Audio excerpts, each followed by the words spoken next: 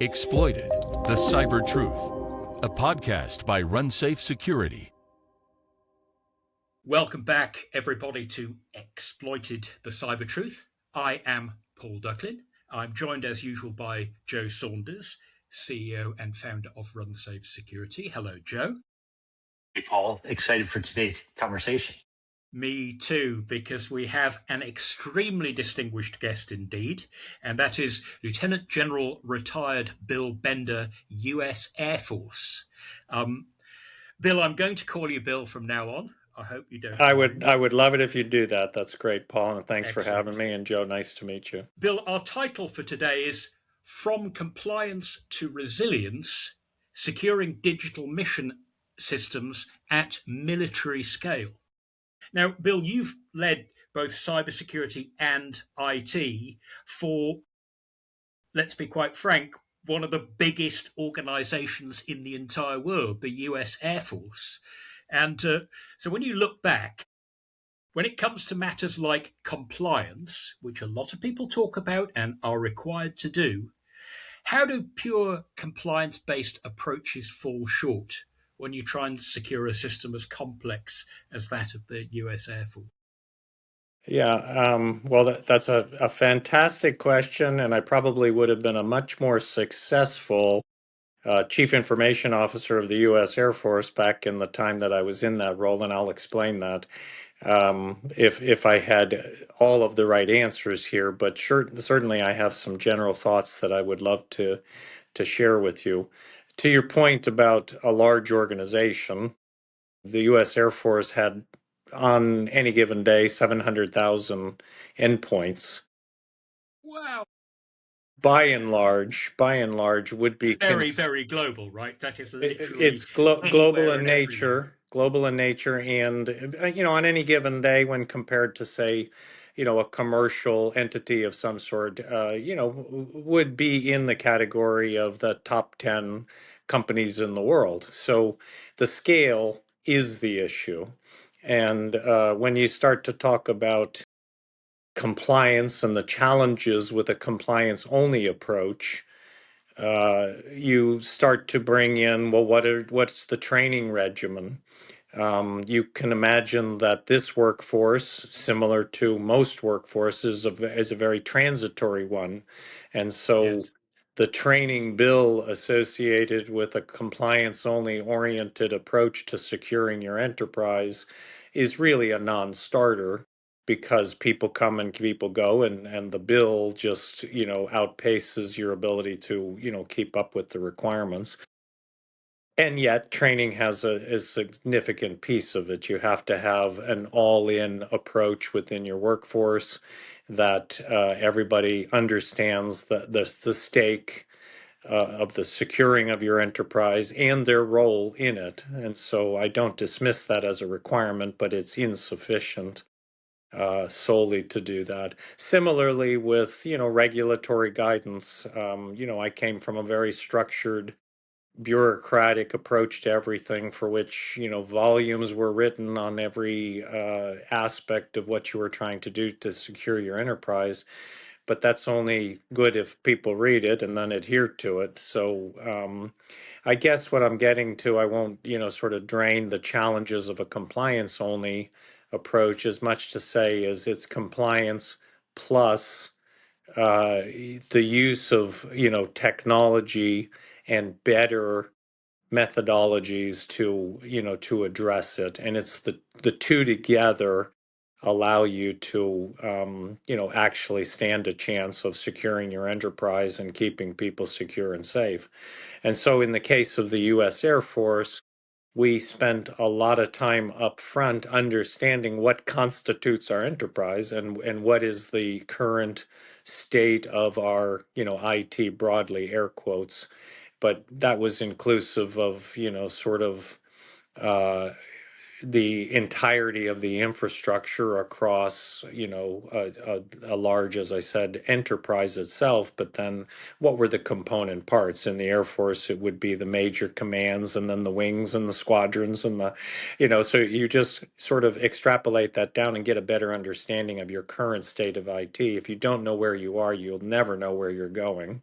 So, and then trying to break that into, relatively bite-sized pieces, getting after, primarily around mission priorities, securing your top missions first, and then, critical aspects of the mission or critical nodes, and finally, satisfying yourself with some of the second and third order requirements, but that probably were not going to be mission breaking. So there I'm talking about just, sort of a smart, prioritized approach to what you're trying to do. I guess there's also the complexity compared, say, to a commercial organization that's selling modestly priced items online, is that if something goes down, lives might be at stake, missions might be compromised, rather than just that some customers might not be able to buy the shoes they want for the next 30 or 40 minutes. But Yeah, I think, Paul, that is very much the case. And in many cases you're dealing with, we maybe overuse this term in the military sense, but no fail missions. There are things that have to get yes, done or lives are at stake. And there's probably some good comparable complexities out there in certain areas in the commercial sector, but I could make a case that a very complex system of systems is what it takes to, actually, uh, you know, conceive of what does your enterprise even, what constitutes that enterprise before you can start to secure it. It gets back to, what is my current state? So a lot of interplay, a lot of interconnections, a lot of interoperability required, a massive number of systems that have to be secured. And so, starting with where am I today before I know where I want to go was really critical. And it seems almost fundamental, but very often, IT leaders want to jump to the conclusion they've got a new technology, a new widget that's supposed to save everything. But the problem is it just doesn't work that way. I guess another big issue in military systems in general, and in perhaps in the Air Force in particular, when you think of things like aircraft, that you know it's not like you can just pull over to the side of the road if something goes along, if something goes wrong while you're flying. Uh, it's not in a commercial organization. Well, it might be expensive, it might be complicated, but you can shift from Windows 10 to Windows 11 if you really want to. In many cases, but military systems typically include such a breadth and depth of different types of computer operating system software and management interface that you can't really do that, can you? There are some things that you have to live with, like in industrial control systems for 5, 15, 25 years, possibly even longer. How do you build that into both compliance and culture when it comes to IT? Yeah, I mean, you have what you have, and there's not any sort of mechanism by which to get healthy overnight. It took, there's the adage, it took us, 10 years to get here, so we're not going to solve it overnight. And so there's a tremendous amount, I don't know that you mentioned it, but technical debt to start with, and a very legacy infrastructure, and only so many dollars. So, the dollars are not a get healthy quick. You have to be really strategic and thoughtful about the approach. So, a couple of steps I can recall as the Air Force CIO, where we made, sort of not so much strategy, but strategy to action. So action oriented plans that, you know, attempted to use technology in a way that would start to look at that enterprise as an enterprise, as opposed to a cobbling together of multiple different organizations that happen to be, through duct tape and baling wire connected. Instead, it was taking an enterprise approach because the technology allowed you to do that, and it meant thinking differently. So, the advances that have taken place then allow you to manage your enterprise effectively, and it becomes a one to many, one solution for many. So I'll use sort of an example that I think makes a good case of it.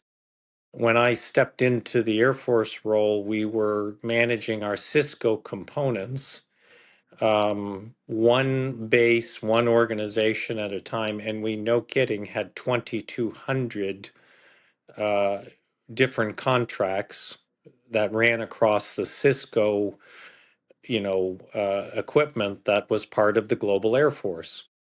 When we thought about it differently and made that a single enterprise contract, we were able to save something on the order of $300 million in the costs of those contracts over a 5-year period.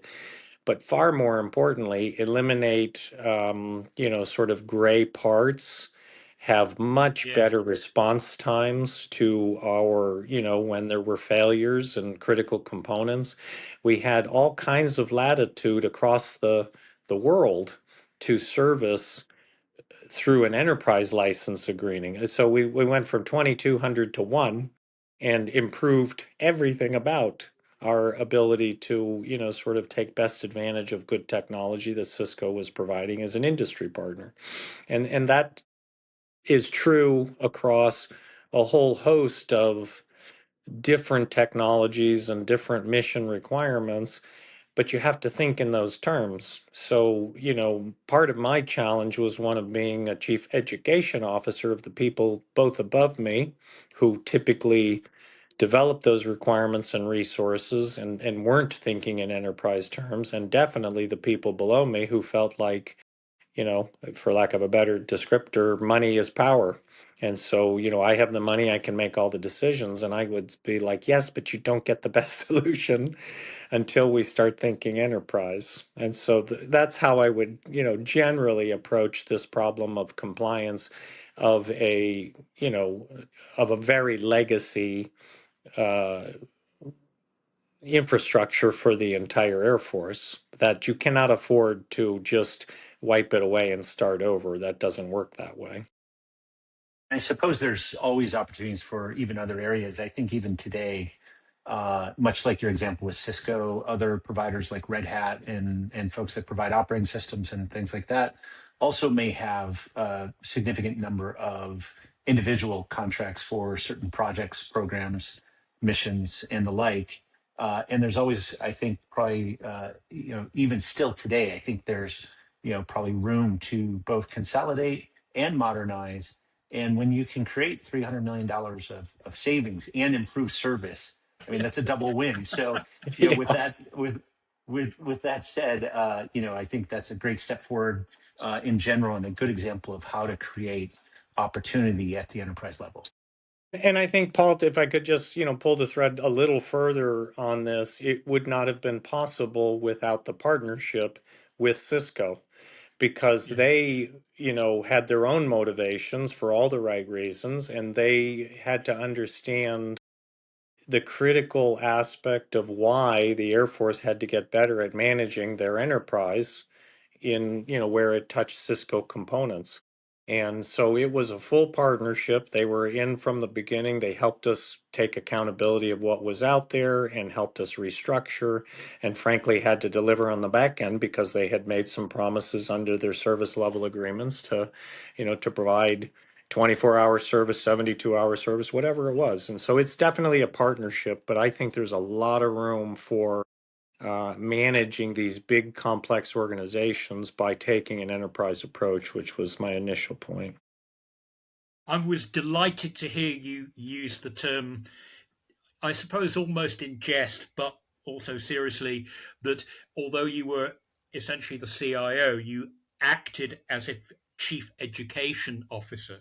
In other words, that building a culture where people wanted to do the right thing, and not just wanted to, because I think you could sort of take that for granted in an environment like the military, but felt that they were able to do so. And I imagine that by consolidating, say, all those contracts with Cisco, you also get the ability that one person, one base's success can actually eliminate many other bases' potential failures because they learn from the experience of the others. Yeah. Yeah, and I would say that you know, there were plenty of examples where you had to overcome the cultural, really drive a mindset shift about how we do this. So, what had happened in, there wouldn't be much of an argument here, technology advances are happening at this point, I believe, on an hourly basis. But let's just say, you know, um, every every couple of months you had new technology that would almost have you questioning why did we do what we did. We could have had the next best option here, but you can't operate that way. And so helping on the sort of culturally to bring people up to an understanding of what technology provides them and how to best leverage it was really, I said it in jest, but quite seriously. And in most Yeah. cases, my focus was not on the digital natives, the young people who are using it every day, who know very well what's possible. And for all the right reasons, we're walking into work every day for the US Air Force frustrated because they weren't getting to leverage the best of technology. It was really the decision makers and the process by which we got to decisions had to be to move at the pace of technology more than it had been in the past. It was a very structured, hierarchical, everybody got their opportunity to, sort of offer up suggestions and that kind of thing. In the meanwhile, the world around us was swirling. And so a lot of the work that I did was really attempting to account for the, sort of the responsibilities that I had around IT and technology and systems management to help leadership understand that there were great changes taking place in the environment, and that meant that they had to change in their ability to get to quick decisions and to move faster to leverage what was happening. And I think by and large, with every evolution, we're getting better at that. But I would say it was complacency. We had gotten to the point where we were somewhat complacent and satisfied, and all of a sudden, the technology was outpacing us and our processes. So I talked much more about, surprisingly, as I got into a CIO role, talked much more about cultural mindset shift and process change than I ever did about the technology itself, strangely enough.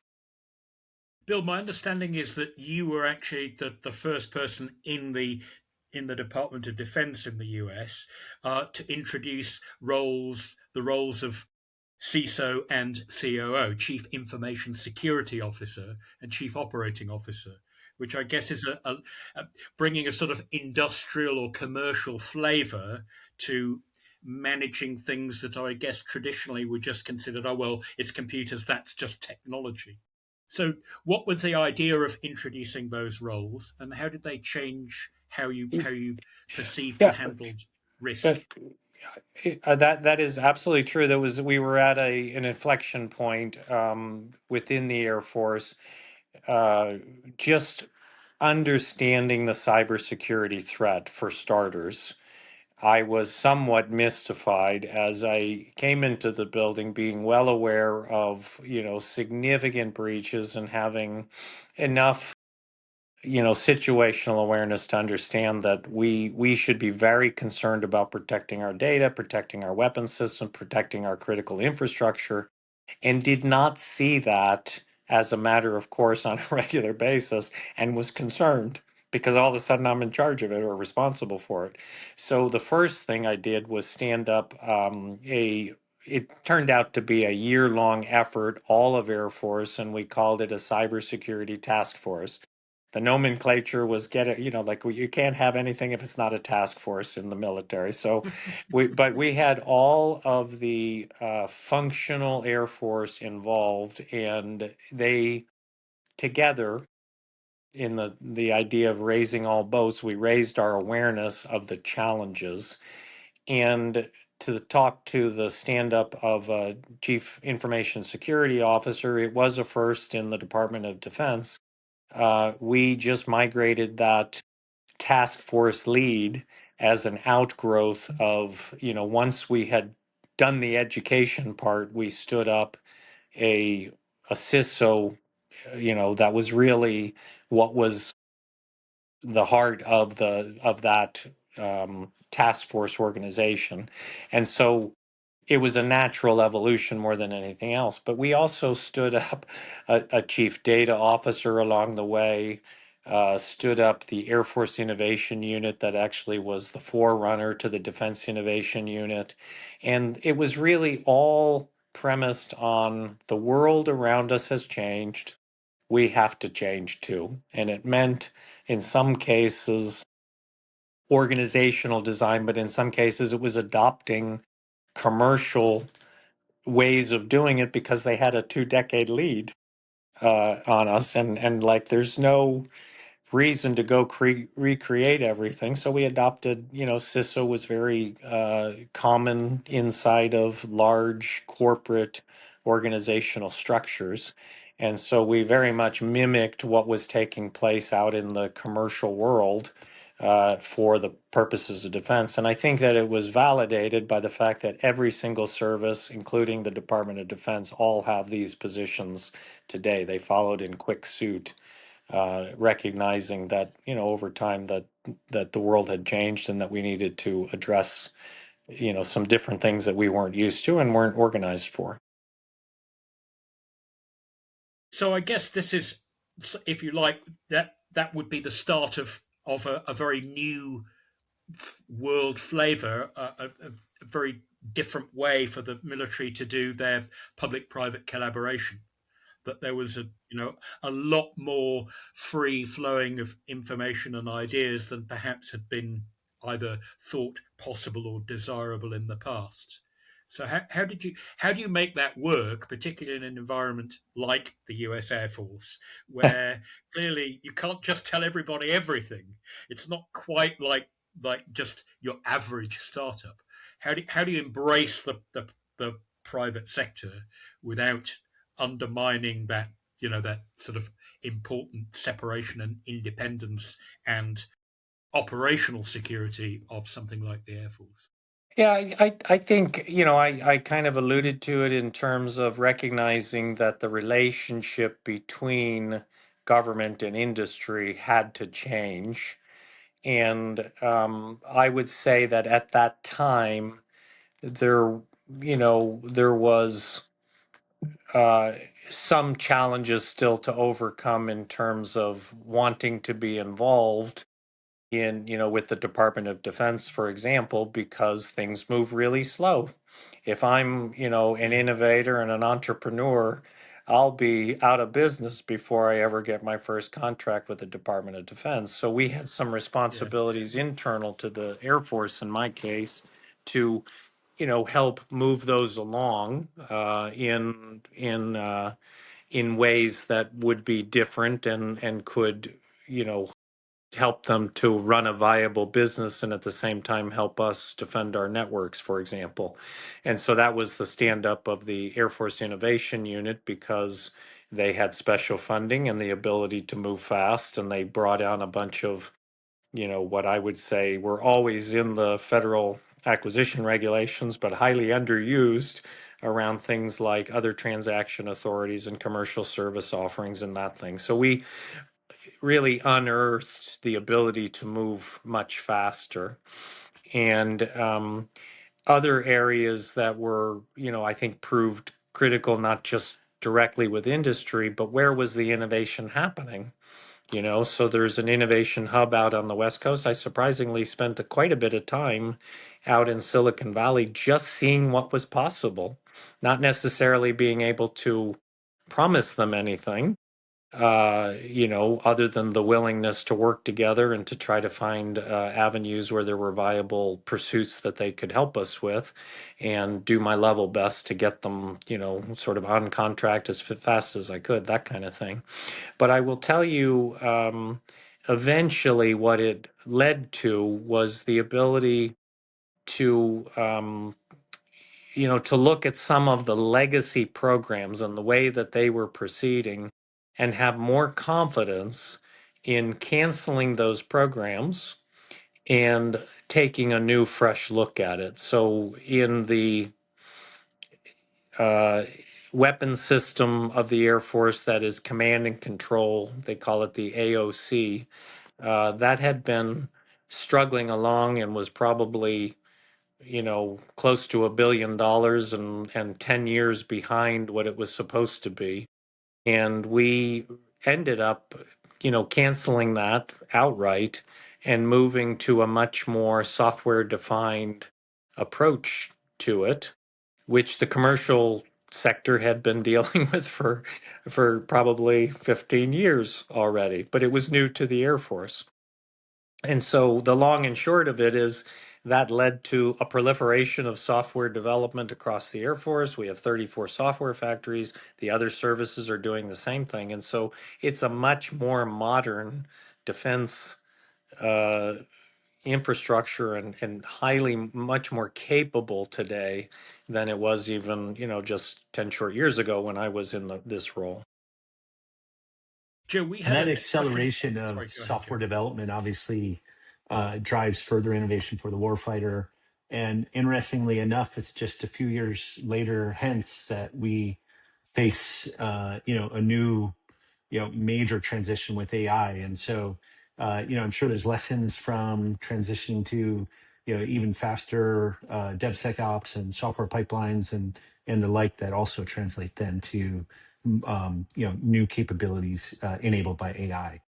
Yeah, and I think that's exactly, the takeaway there is technology's moving fast. You can never rest on your laurels. You can't be complacent. You have to stay abreast of it. So let's think in today's discussion, one of the conversations I think with every company I intercede with at all is around agentic AI and how are we going to defend against it? It's, like all of the norms of the past and our thought processes in the past, may or may not be, overtaken by agentic AI and what you're facing there.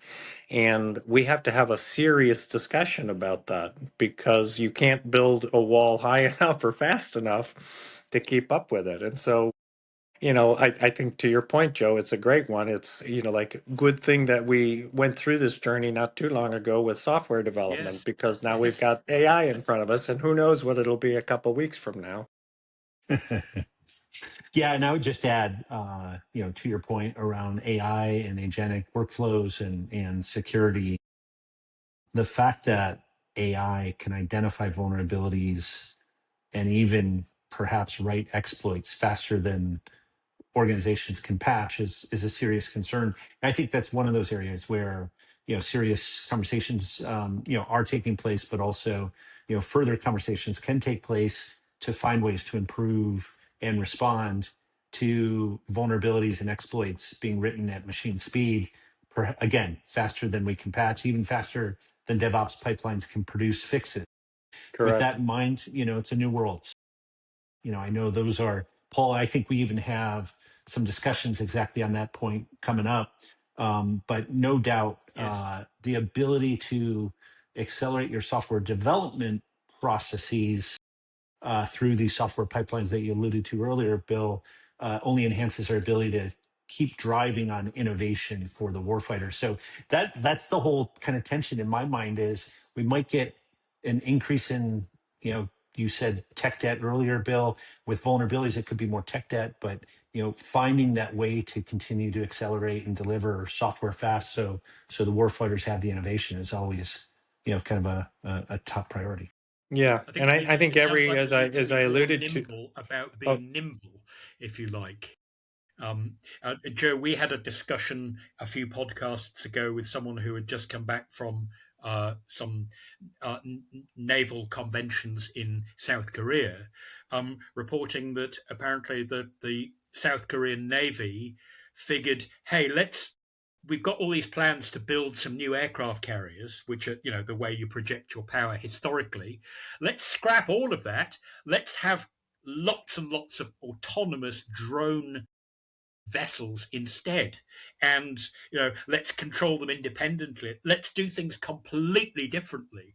So they really did think of sort of throwing out the well, not, you don't throw out the water in the Navy, I guess, but they it's almost as though they did throw out the baby in the bathwater and say, let's start over. And that's a kind of nimbleness that maybe 20 years or 30 years ago, I think people would have gone, oh, the military would never be capable of that. But around the world, that is the way things have to be these days, isn't it? yeah, yeah.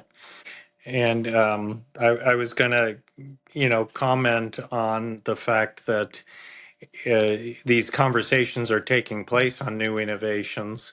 And very often it's, and you can understand this, a company that's been doing business a certain way and they wonder, what does this mean to us in terms of our ability to run our business? Or can we capitalize on it and become better at what we do in a way that is, sort of brings a new innovation in a positive way? But and I know there's a lot of really good people thinking about this, and certainly in the defense sector specifically, it's the defensive side. Like, how are we going to defend against it? And that's the conversation I tend to be in, just because of the, sort of the different roles I play with, what I'm involved in.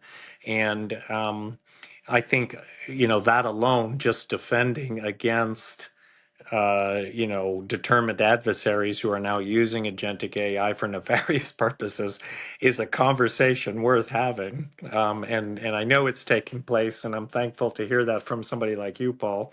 But I'm hoping that we get some good, solid, directions on where to go, and I think there's just a world of possibilities, but honing in on them and getting started and putting resources against it from a Department of Defense perspective is really important. And so I hope to be a part of that conversation going forward. Bill, do you mind if I just zoom in very briefly on a specific aspect that has become quite an issue, certainly for commercial companies these days, notably after the coronavirus pandemic, as we've learned to have people working all over the world, which is something the military has been able to deal with for years and years and years. And that is the issue of zero trust, which Hmm. is quite a buzzword these days. How does something like that get where you worry about people identifying themselves or devices identifying themselves perhaps much more frequently in a much more ongoing way than perhaps in the past? How does something like that look in an organization like, say, the US Air Force, which is just so very big, as you say, 700,000 endpoints? And Yeah. those aren't like endpoints that you'd have if you run a chain of supermarkets around the world. Something very, Yeah. very different indeed. Well, I think it goes back to the first part of the conversation, where first understanding where you are and how it all comes together, and then a mission driven assessment. So, we called it mission assurance. Like, how am I going to assure this mission? And that exercise, intellectual as it is, helps you identify the critical nodes and the critical systems that will be required to get from the entire continuum of a mission to, let's say it's, bombs on target, or non-kinetic effects against, for whatever purpose. So these mission threads had to be determined and then prioritized inside of that. And the concept of zero trust, to your question, Paul, is, I don't think there was ever been an argument. It makes perfect sense. It's accepting the fact that the enemy's already in your systems and in your networks. And, you have to, through, sort of a zero trust approach, do exactly what you're saying, which is I don't trust anybody. You have to be authorized in to move freely around the networks and to have access and all of that. So the concept was good, but the larger exercise of trying to make some sense of your enterprise and a logical mapping and a prioritization, because you can't, it's too big, it's too complex to solve everything all at once. And so it really did, again, portend to more of a cultural discussion around understanding you can't take anything for granted. The weakest link will be what brings the whole thing down. And so, first, a security mindset overall, including your own personal role in that, and then a good understanding of your infrastructure to the level that you could prioritize it through the lens of how do I get from, where I am today to where I want to be. And, all of that has to get wrapped into, things, practical matters like affordability and timing and budgets and things like that. So you can imagine it gets pretty difficult. It's easy to talk about zero trust, really hard to uh, implement it. And so I took a 5-year plan and really looked at it through, let's be confident in our priorities. We won't get that 100% right, but let's methodically work our way through from most important to least important and do it over time that budgets could support. I think at least I always had I quite was very, not Pollyannish, but had a good understanding that at the end of the day, we'll be in a much better place. We won't be perfect because you never are, but you'll be in a much better place if you take that approach. So, zero trust, I think, has been a good organizing concept for the U.S. Air Force and for, the Department of Defense writ large. Joe, do you want to say something about how commercial organizations that want to provide perhaps smaller and smaller, more compact systems into the Department of Defense? So, maybe no longer the huge contracts we had, but lots of different suppliers providing uh, perhaps smaller projects. How would they go about making sure that they can support that move to zero trust? And where does something like supply chain security and software bills of materials come into that? I think the smaller organizations, of course, often bring innovation and novel Yeah. new approaches, and so there's always a great, I think, relationship between the department and, let's call it Silicon Valley or technology startups in general, and of course, leaders like Bill and others, spend time in California, spend time in Los Angeles, others spend time in San Francisco, and build those bridges, and I think part of that is to bring a pipeline of great innovation in.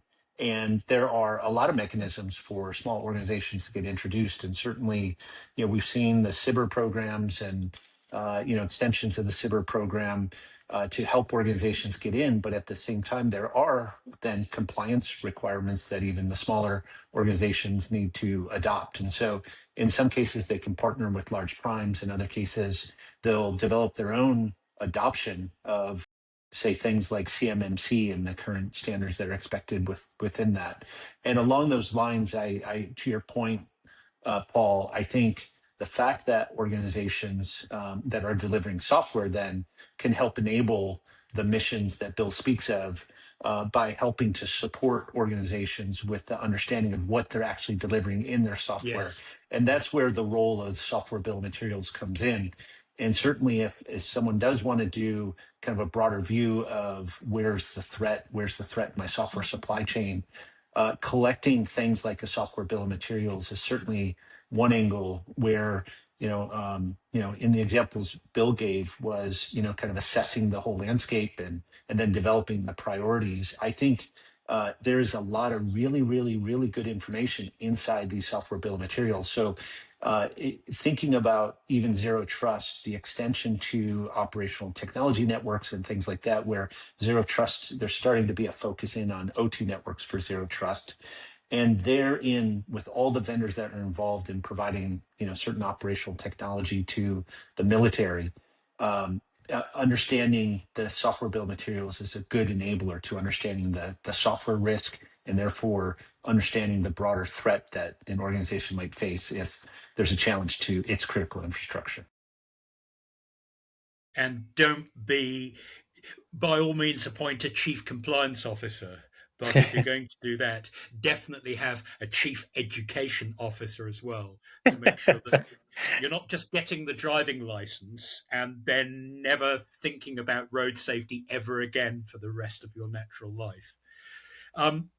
So, gentlemen, I'm conscious of time. So perhaps we can finish up by, well, offer either or both of you a chance to say something about where you think we will or should go as more and more of our stuff in our regular lives, in our home lives, in our home automation, in industrial plants, and very definitely in the military, as more and more of our stuff becomes software driven. So we can sort of change it almost at will, like a web app 7 times a day if we really want to.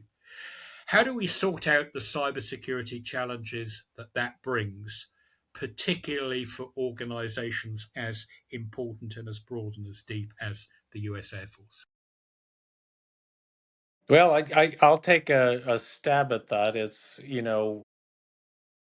I think one of the greatest challenges for the country and for the military today is really around our critical infrastructure, our, you know, operational technology, our disconnected systems, and in, not too much effort would be expended in researching where does that become critical in, challenging our society around some things that we've become pretty used to having. So you mentioned, Paul, about, sort of with the advances of software and automation in our home and stuff. I would say uh, really thinking through some of the advances in technology, addressing some long-standing shortcomings and maybe even uh, failures to consider the worst outcomes in how we designed, the infrastructure that we're living with today, and turn at least some of the intellectual energy around the tremendous advances taking place in, with AI and with technology more generally towards addressing some of the challenges that we have, in particular around our critical infrastructure, and take care of the big problems so that we can focus on the small problems is kind of the way I'm looking at it. And I know there's a lot of smart people, a lot of agencies, a lot of research and development money being spent here, but for many, many years we have built ourselves into a box a little bit here with, software that isn't entirely secure, with a lot of breach worthy or breach capable system designs. And so now all of those are at risk, especially with the advances in AI. And then of course we haven't even talked about quantum, but that's right around the corner. And so technology will be our solution, but we have to think in some cases differently about it in terms of at least an aspect of defending and recovering and ameliorating some of the challenges, the weaknesses that exist today. And so that's how I would answer that question. And I don't think I could say it better than you did, Bill. And I'll just maybe say a couple things in my own words related to it, which is that I do think critical infrastructure is obviously an extension of national security, and it's a requirement to ensure that we have sufficient energy, sufficient data center capability, and all the other kind of mechanisms that support the expectation that we can operate, our programs and our systems and our missions. And with that said, ironically, perhaps the AI threat could maybe awaken us on some of the critical infrastructure areas, especially if AI is identifying those vulnerabilities faster than we can patch. It's going to force us to really think about how do we change and update these or defend these systems. And it's much like saying that you don't truly understand algebra until you start to understand calculus, and then you become an expert in algebra. And so I guess I am always the eternal optimist here, and I think there's great things to come with AI, and certainly there will be significant challenges. But when you operate at machine speed and the threat is increasing, those are some of the great moments, I think, for people to grow, to learn, for teams and organizations to grow and learn. And I suspect, all of our military and certainly, other aspects of critical infrastructure are going to rise to the occasion. And perhaps it is AI that's going to induce us to do so.